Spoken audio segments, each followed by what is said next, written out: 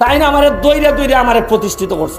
দিন রাত খেয়ে না খেয়ে কাদা মাটি ভেঙে আমি যখন ব্যারিস্টার হয়ে আইছি চাউল নাই, 2 বস্তা করে চাউল নিয়ে যাইতা বল মাছ তাই না আমারে যত টাকা খাওয়াইছুন আমি আমার জীবনে আমার বাপে খাওয়াইতারছুন যতই তুফান আপ আমার ফিসিতে আপ। আর এই লোকটার কথা কিতা কইতাম আপনারা। ব্যারিস্টার সুমনের সফলতা সবাই দেখেছেন, আপনারা কি এইটা দেখেছেন ব্যারিস্টার সুমন কিভাবে এত দূর এসেছে? ব্যারিস্টার সুমনের পিছনে কে রয়েছে? ব্যারিস্টার সুমনকে এত দূর আসতে কে সাহায্য করেছে? দর্শক শ্রোতা, ব্যারিস্টার সুমন কিন্তু তার নিজের মুখে সবকিছু বলে। ব্যারিস্টার সুমন কিভাবে এই জায়গায় এসেছে, দর্শক শ্রোতা, ব্যারিস্টার সুমন কিন্তু অনেক কষ্ট করে উঠেছে। ব্যারিস্টার সুমনকে সেই লোকটা কিন্তু অনেক টাকা দিয়েও সাহায্য করেছে। আপনারা দেখলে অবাক হয়ে যাবেন ব্যারিস্টার সুমনকে কে সাহায্য করেছে, এবং তার এই কথাগুলো শুনলে আপনাদের চোখের জল ধরে রাখতে পারবেন না। দর্শক শ্রোতা, সে কিন্তু অনেক কষ্ট প্রকাশ করে সে কিভাবে এত দূর এসেছে। সম্পূর্ণ ভিডিও দেখবেন, তারপর কিন্তু ব্যারিস্টার সুমনকে নিয়ে আপনারা মন্তব্য করবেন। এর আগে আপনারা ব্যারিস্টার সুমনের নামে কেউ বাজে মন্তব্য করবেন না। এই যে দেখেন, এবং সারা জীবন আমি গর্ববোধ করি। আমার বাড়িতে আমি এই দিন জানাজার মধ্যে হইয়া গেছি। আমি যখন ব্যারিস্টার হইয়া আইছি চাউল নাই, এমন না যে কিনতাম পারি না, কিন্তু গড়ের নমুনা দেখলো তো হয় যে কিছু টান আছে। 2 বস্তা করে চাউল নিয়ে যাইতা বল মাছ তাই না আমারে যত টাকা খাওয়াইছুন আমি আমার জীবনে আমার বাপে খাওয়াইতারছুন না। খাওয়াই আমারে আজকে আমি গাড়ি কিনতাম, ওই যে আমার ফিজিটা পুলিশ থাকে, পুলিশ পাইছি আমি রিক্সা দিয়ে যাই, মানুষে কয় যে পুলিশে মনে আমার দইরা লই যায়। তাই কইলাম বেটা এটা তো বদনাম, মানুষে কিতা মনে করবে, একটা গাড়ি কিনে লাও। তাই আমি কইলাম বাবা আমি তো নয় আইছি ব্যারিস্টার হিসাবে, আমার 100 টাকা দিনে রুজি, ওই আমার 10 লাখ টাকা দিছে। আর আমার বই নিতে লন্ডন থেকে 3 লাখ টাকা দিছে। 13 লাখ টাকা দিয়ে আমি একটা গাড়ি কিনছিলাম খালা। আর আজকে এই সময় আমি মাত্র 7 বছরের ব্যবধানে আমার এই গাড়ির দাম এখন 6 কোটি টাকা। তাই না আমার দইরা দইরা আমার প্রতিষ্ঠিত করছে। ওনারা আমি আপনারা অত্যান কথা হইতাম আইছি, আপনারা বাইবেন না আমার ক্ষতি হয়েছে। আমার সোনাগার মাধবপুরের যারা শত্রু আছে এরা মনে করে যে আমার একটা বড় ক্ষতি হয়ে গেছে, আব্দুর রহিম নাই। তো আমি বিশ্বাস করি সবচেয়ে বেশি ক্ষতি হয়েছে ঋষি গ্রামের। ঋষির প্রতি যে তার টান, এই টান মারাত্মক টান আছে। আর রীতিমতো একটা জামাই শ্বশুর একটা প্রতিযোগিতা আরম্ভ হয়ে গেছিল। তাই যখন সোনারঘাট মাধবপুর যাই তখন আমি পাগলের মতো মানুষের লেগে উঠি। এইখান থেকে ওই জামাই তাসির ভাইলাই এইখানে তাই আরম্ভ হলো। কারণ তাই না সেটা আমার কথা হয়েছে, বাবা আপনি যে চেয়ারম্যানই কর্তা, কোনো বদনাম হইলে মানুষের সোনারঘাট মাধবপুর কইব এরও ওরইবালা না, এরা খিতাবুর দিতাম। আর আমি যদি খারাপ করি বাবা, আর রিজির মানুষে কইব ফুলার ফুরি বিয়া দিছে একটা খারাপ ফুলার দ্বারা, এরা খিতাবুর দিতাম। এখন আপনার সাথে আমার অস্তিত্ব মিলে গেছি। আপনি খারাপ করলে আপনার ফুলাইনটা খারাপ করলে আমারে ধরবো, আমি খারাপ করলে আপনার উপরে প্রভাব পড়বো। তাই এটা মেনটেন করছেন, চেষ্টা করছেন। আবার আপনার সামনে কিছু হওয়ার নাই, আমি তাই লেগে দোয়া করি।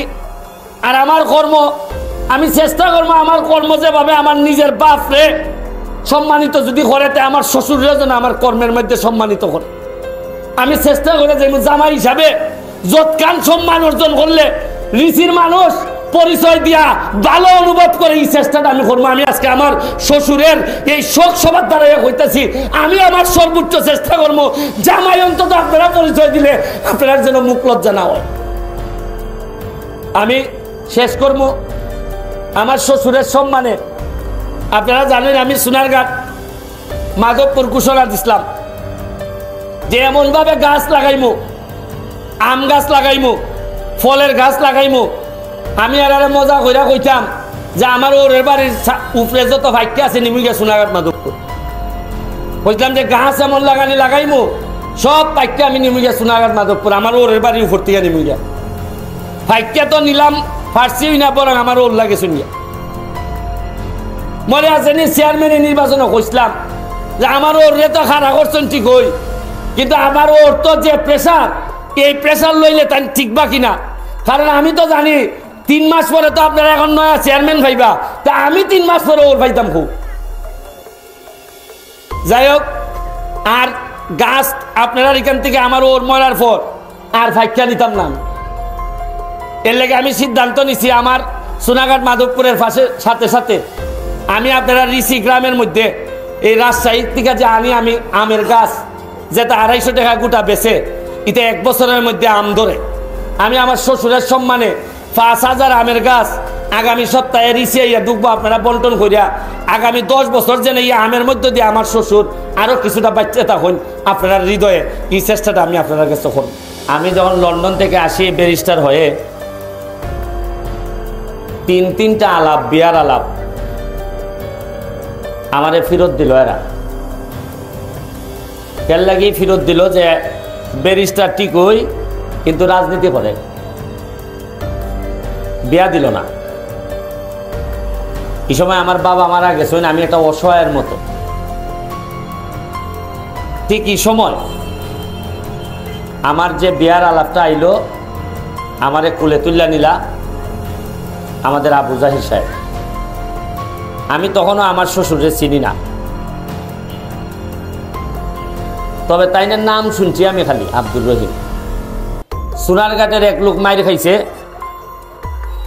এখন বিচারের লেগে অভিগঞ্জ আমার আরেকজনে কইল যে বিচারে 40,000 টাকা সাব্যস্ত হয়েছে, এই টাকাটা দিতাছে না, তা আপনি একটা লোক রেনে কইতে আর বা কইলে মনে হয় টাকাটা পাইব। আমি কইলাম খারে কইতাম, হয় রিসির একটা লোক আছে আব্দুর রহিম, যদি আপনি তারে কোন টাকাটা দেয় না করে তেলের মনে হয় টাকাটা পাই দিতে পারেন। ওই লোকে আমি আব্দুর রহিম ওনার সাথে আলাপ করলাম, ফোনে দেখা হয়েছে না, টাইম ফর একটা ব্যবস্থা করে আমার সোনারঘাটের লোককে দিলাম। এরপরে তো রিসির মানুষ আমারে আপনারা জামাই হিসাবে নিলা। আমার কাছে মনে হয়েছে যে এখন বাকি জীবন আমার ফুলাপুরি কেন আইব তার নানার খবর জিয়ারত করত, আমার বউ আইব তার বাবের খবর জিয়ারত করত। রিসির মানুষের সাথে মাটির সাথে আমার যে সম্পর্ক তৈরি হয়েছে এটা আমার নসিব। আমার এই নির্বাচনে সোনারঘাট মাধবপুর থেকে আমি এমপি হয়েছি, বাংলাদেশের মধ্যে মনে হয় সবচেয়ে বেশি ভোট পাইছি আমি। আমার এত তুফান গেছে আমার উপরে দিয়া। কিন্তু দর্শক শ্রোতা, আপনারা তো দেখলেন যে ব্যারিস্টার সুমনের কথাগুলো শুনলেন যে তাকে কিন্তু তার শ্বশুর মানে তার ওয়াইফের বাবা সে কিন্তু অনেক সাহায্য করেছে। দর্শক শ্রোতা, সে এত দূর আসতে তাকে টাকা দিয়ে সাহায্য করেছে, জ্ঞান দিয়ে সাহায্য করেছে এবং তারই সুখ সবাই গিয়ে কিন্তু ব্যারিস্টার সুমন এই কথাগুলো বলছে এবং সে কিন্তু কান্না করে বলছে। দর্শক শ্রোতা, ব্যারিস্টার সুমন কিন্তু অনেক কষ্ট করে অনেক স্ট্রাগল করে এই জায়গায় এসেছে এবং সে কিন্তু এখনো মানবতার কাজ করেই যাচ্ছে।